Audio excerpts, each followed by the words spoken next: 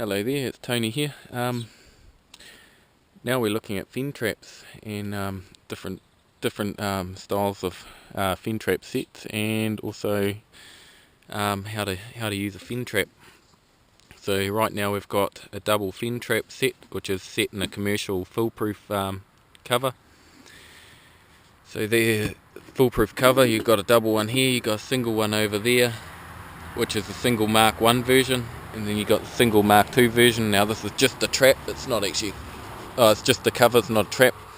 So what we're going to do is we'll start off how to use a double fin trap set. So here we've got two fin traps. Now these are old rusty traps which I've actually pulled out of service. These are no longer used, they're actually destined for the bin. How to set them. Okay, so one hand through the loop and underneath, and just the other hand is under the spring and over the control jaw, which is the one that looks like it's made out of a piece of wire rod.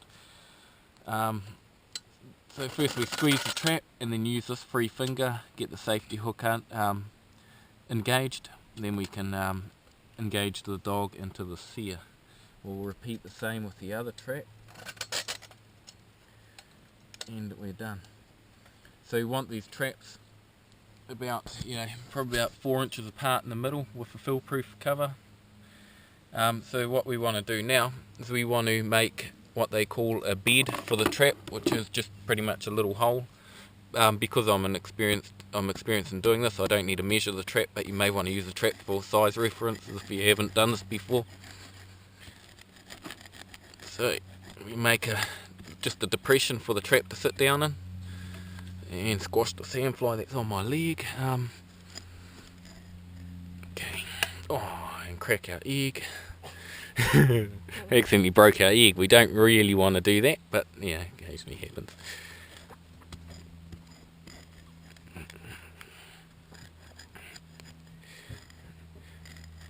Okay, that's one done.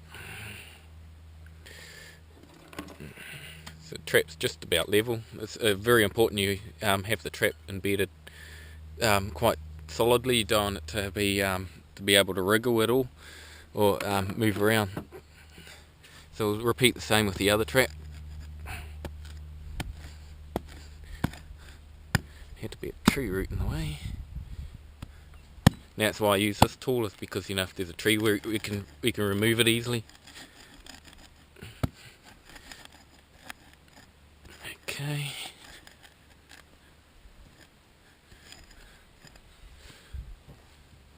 So we're not looking for fancy, we're just looking for effective. So just get this trap bedded properly and we're done.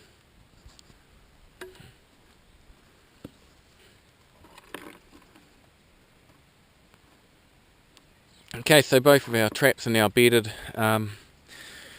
It's very important that we have the traps aligned in the configuration where the stoat or weasel or rat will approach the trap from the side. A lot of people make a mistake and then put their traps around that way. Okay.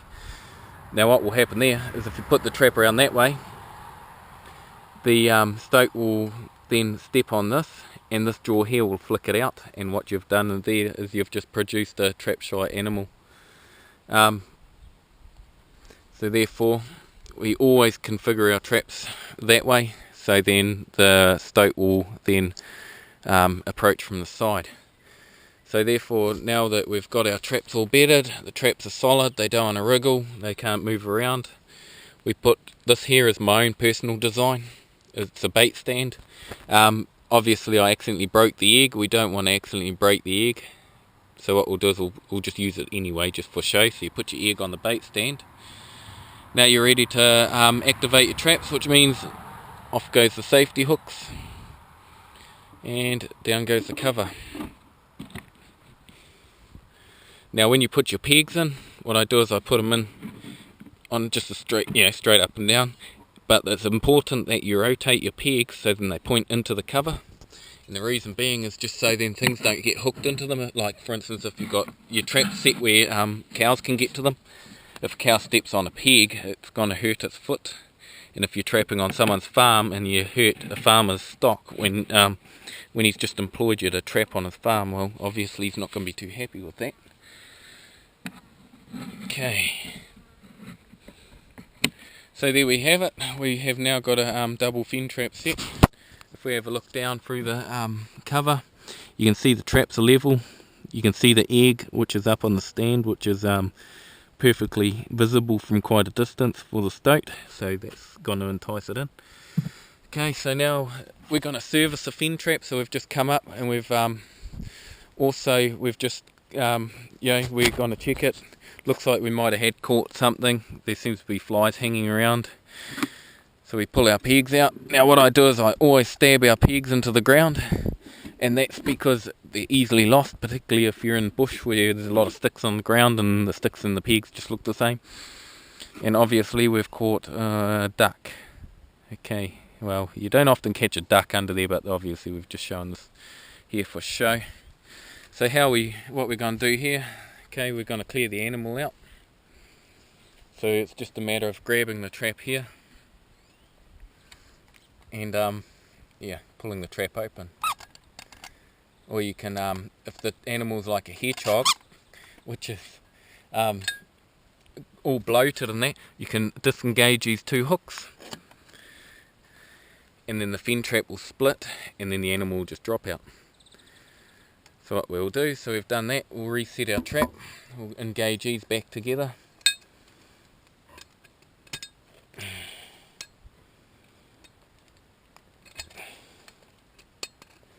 Set the trap. Now it's very, very important that you've got to make sure your tunnels are clear, no cobwebs, because what will happen is because it's it's a nice little dark area, you'll have cobwebs. Spiders build their cobwebs up in the tunnels, and also this is a rusty old trap.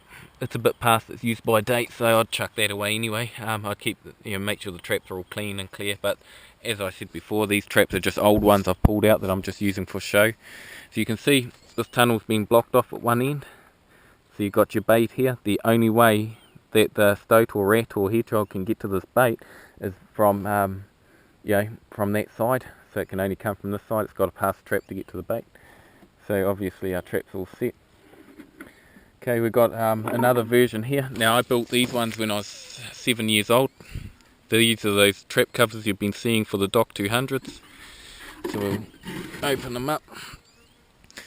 You can see you've got a Mark 4 fin trap or a Mark 6 fin trap. You've got a baffle, and then you've got the entrance, which is over here, so then the animal can come in. So if you can't get hold of commercially made fin trap covers, you can get these ones here, which I've just built myself. Easily done. If I can build it when I was 8 years old or 7 years old, well, obviously anyone could build one. So yeah, that's pretty much it with the fin trap. It's very, very important that when you're setting traps, well, I'm barefoot now. If you have, when you've got shoes on, it's very important that you sit up on your feet. You don't kneel on the ground, because obviously by the time you've got to the trap site, you've it's been hot, you're sweating. Now the moment I've done that, I've put my sweat on the ground, or my scent, so that's going to make the animals extremely worried about what they can smell, instead of going into a trap thinking it's a burrow. Because with stoats and that, your tunnel is half your lure, your egg is in the other half, so the tunnel will attract the stoat to the trap site, and then when the stoat investigates the tunnel, it'll attract the stoat inside using the eggs. So, and that's how that works. So there we have it, guys. It's the main important thing is keep your fin trap, so then the stoat or the animal approaches it from the side, because I've seen it in these covers too, where people will put it around that way, or they'll put it around that way. Those ways just won't work, because like I say, when that jaw comes up, it's just going to knock the animal out of the trap. It's not going to actually catch it. So make sure it always enter the trap from the side. So that's the most important thing. And the second important thing is, when you're at your trap sites, don't kneel on the ground or touch the ground too much.